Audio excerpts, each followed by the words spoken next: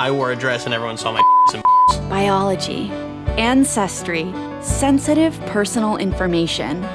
Join me and my celebrity guests as I reveal their history for the first time. This is Spilling Your Seed. You're known for parody songs that are silly, but really catchy. You just make it so easy to like laugh and groove all at the same time. Oh, thank you.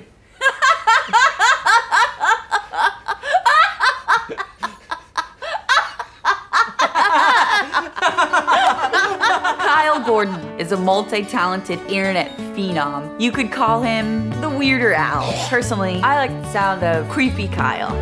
What do you know about your history? I know Jewish.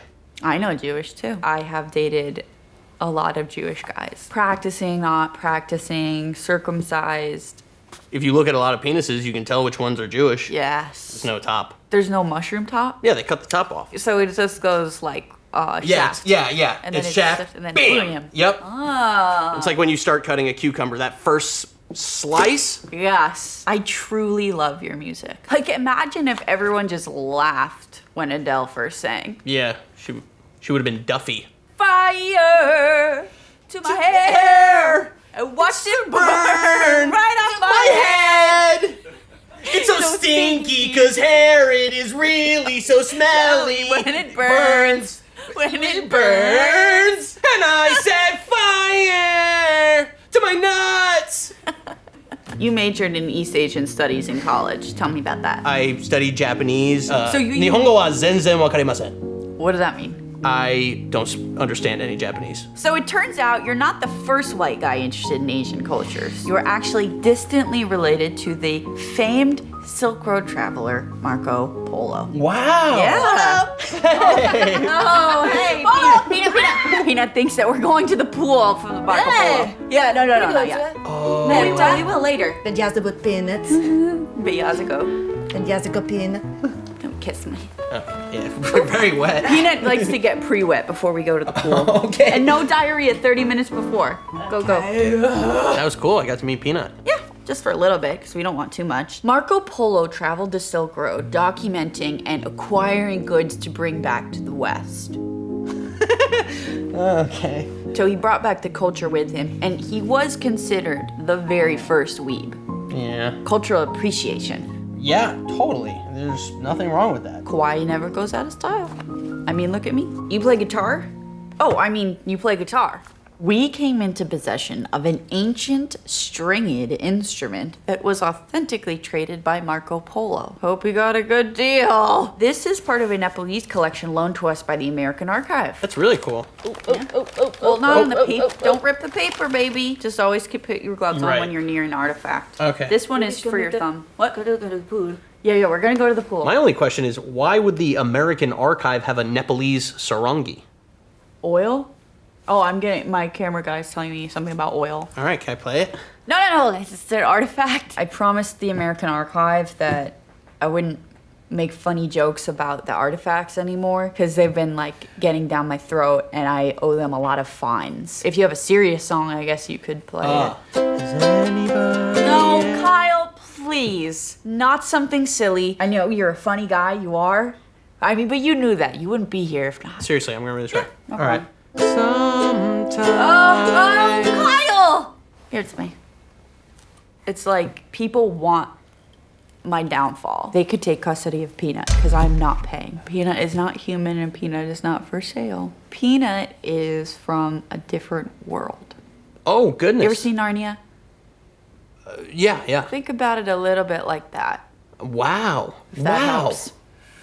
And I'm Tilda Swinton. So it turns out you have an ancient lineage of loud people in your bloodline. So our research took us back to ancient Rome. Wow. So this is Vir Clamorosos, a local hero back in Pompeii. Vir Clamorosos used his bellowing lungs to warn people of foreign enemies, wild animals, or even cataclysmic natural disasters. For his efforts, Vir Clamorosos was awarded an all-expenses-paid trip to Venice. Any guesses of what day that trip was? August 24th, 79 BC. The day Mount Vesuvius erupted. No one screamed out to warn them. And it was your fault. It makes me realize what I always feared was that Vesuvius was an inside job. Yeah. The elites knew. And it was actually a controlled detonation from inside. From inside. Volcanic magma can't melt Roman columns. I feel sick. This is the moment on these shows that you dread. Vir Clamorosos was so stricken with guilt, he had his vocal cords removed. Here they are. Those are huge. Vocal cords like that are truly stuff of medical legend. You know, after all his screaming and running up and down the hills, they used to call him the Hilltopper. Huh. Wow. In college, I was in an a cappella group called the Hilltoppers. What? Yeah, that's crazy. History rhymes. What was your experience in a group on campus? Oh, I was a silly one because they kind of always get one guy in the a cappella group to be like the funny one. And one time, our group, the male group and the women's group, we swapped clothes, and I wore a dress, and everyone saw my penis and balls. And so I thought they were laughing. Because I was being so funny, but all these women were laughing at me because they could see my penis and balls, and they were laughing at my penis and balls. Do you think that underdresses women don't wear underwear? I wore boxers, but... All the women said, oh, we saw Kyle's dick and balls, and they nothing said, happened. thank you. There was some laughter, and then there was also a lot of women being like, yes! Oh, yeah! Oh, yes! Touching their boobs and stuff. Yeah. Yes! Easy. There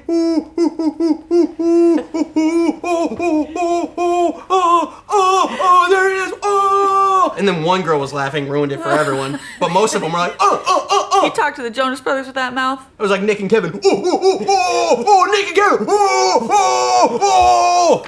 Not Joe? He was watching. Kyle, I want to tell you a story about a man in your family. Oh. Wow. This is Moishe Gordansky. He was a poor boy in a Russian shtetl. By age 8, he was an orphan. By age 10, his only friend was a horse.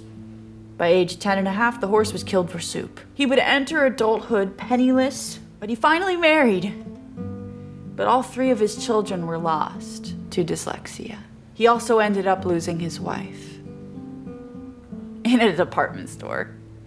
She was kidnapped. He went blind. And by 19, seemed he was completely out of options.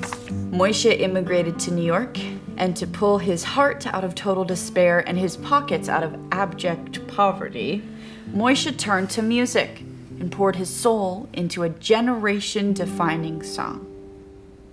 My latke fell in the pool. We thought maybe you could think of some words to put to this music. Okay. Wow. The music was actually that small back then. That was a real size piece of paper. This is your last chance to do a real song. Okay. Yeah, I think I know. No more people pointing and laughing. Just people pointing and crying. So all that bad stuff happened to him, and he wrote a song called My Latke Fell in the Pool. Okay.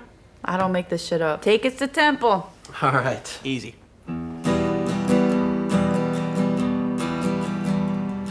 The littlest boy in the village,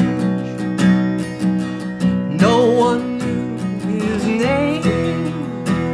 He walked around with feet on his legs and legs in his brain. What was he doing that summer? Nobody knew what he'd done. It was Pesach, the holiest day, and he pulled out his gun, and he threw his latke right in the pool, and he watched as it flows, and he flew that latke right in the pool, and he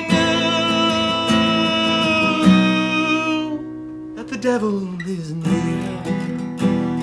There's actually no devil in Judaism. My latke fell into the pool. My latke fell into the pool. They sold my horse for soup. They turned it into horse. They sold my soul for soup. And they turned it into borscht. My ladka fell in the pool. My ladka fell in the pool. My ladka fell in the pool. My ladka fell in the